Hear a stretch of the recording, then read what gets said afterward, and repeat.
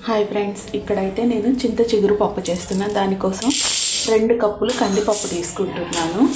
2 కప్పులు అయితే కందిపప్పు తీసుకొని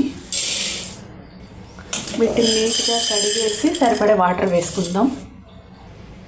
పప్పు అయితే కడిగి పక్కగా పెట్టుకున్నాను. చింత చిగురు పప్పు కాబట్టి చింత చిగురు క్లీన్ చేసుకుందాం.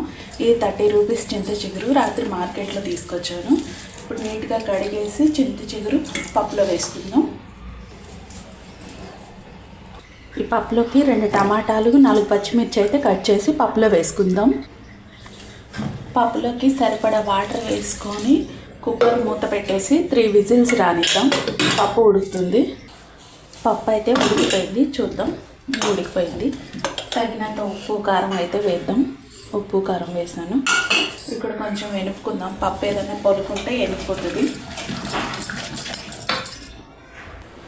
స్టవ్ వెలిగించుకొని కళాయి పెట్టుకొని ఇక్కడ ఆయిల్ వేసి పోపు అయితే వేసేస్తున్నాను.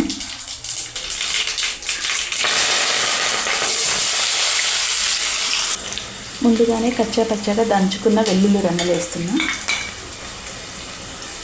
పోపు అయితే ఏగిపోయింది. మనం ఉడికించుకున్న పప్పు వేద్దాం.